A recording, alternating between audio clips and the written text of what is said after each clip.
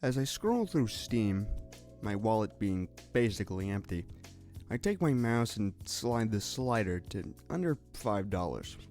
My previous expeditions, you could call them, to find a cheap game I could pour my time into, had been, for sure, unsatisfactory.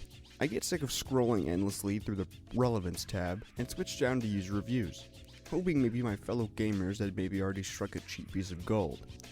Something instantly catches my eye. The thumbnail of it reminded me of Adult Swim's. I hover over it to see maybe even the most minute amount of gameplay. As I had been into the original Doom around the time, it seemed for sure like my kind of game. Post Void. I click it, and find a warning. Warning. This game may potentially trigger seizures for people with photosensitive epilepsy. I never had a problem with epilepsy, so I shrugged it off. The intro telling me how to play was somehow great. The game really only had two controls anyway. Shoot and slide. What more could a player ask for? I am greeted with an intro cutscene. I'll play it here.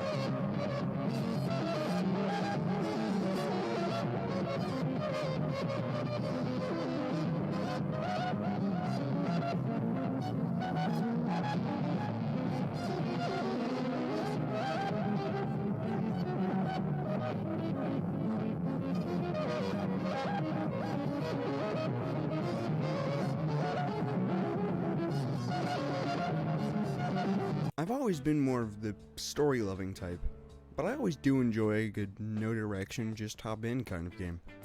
Maybe I'm too dumb to realize the story, but this seemed like the perfect way to just waste time. I think what explains this game and how fun it is, in the most brief way possible, is this review of Post Void.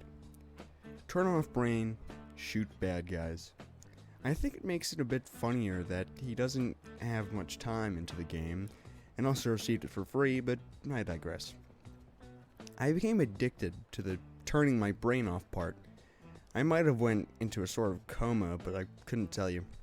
The seemingly endless hallways, the constant exploding of the enemies' heads. The game had turned me into a maniac now that I say it out loud. A game has never made me feel so invincible, while also making me feel like my life is hanging by a thread. Now that I say that, maybe it's time to explain the game's main mechanic and drive. Your head is your health bar. When the white liquid inside of the head all pours out, your character crushes the head, and you lose. In the beginning, I sucked. I was super bad. I could barely make it through the first level. But as I got sucked into it more and more, I somehow got better. I did beat the game about 2 times as of writing this, and I've enjoyed every run I've done, won or lost. Though, unlike other roguelikes, it doesn't have thousands of boosts to spice up gameplay. It has more of a modest 6 or so. Even with that low number, I almost hardly catch myself thinking that there could be something left to be desired. And though I am always under a timer, I never feel stressed as I play this game. Maybe it's the focus on pure genocide that pushes it to the back of my mind. Or it could be the absolute tunes that play as I bust Lovecraftian creatures' heads open. I feel like it's even worse when I finally get to the end. I felt nothing. And a feeling of, I gotta play more, which I did. I still play it. Speaking of the ending, allow me to segue. The final level of Epilogue takes a more foresty turn, as instead of jumping through endless hallways, you find yourself in a pure dark wooded location. The enemies are still plentiful here, not like I would ask for anything more. When you finish the level, instead of delving further into the madness of this game, the music fades out, and you find your silence. The place of peace. You crush your head over the seed, and it grows life. Not that I found peace with the ending. As I said, I kept bashing heads in. Surprisingly, this is the only Steam game I have gotten all the achievements for. There are only 7, but come on. That has to be worth something on my resume. Completing the game 100% in terms of achievements is not hard at all.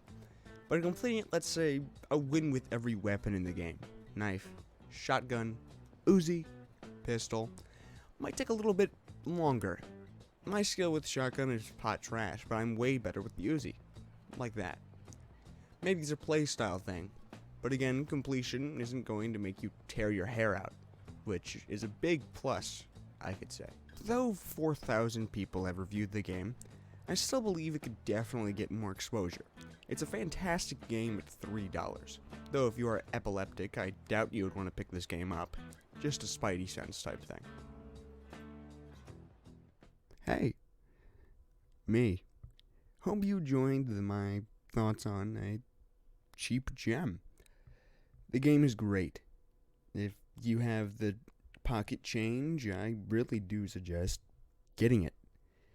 I had a great time, and I'm still having a great time with it, even after beating it, and that's something that I really do look for in a game when I get it.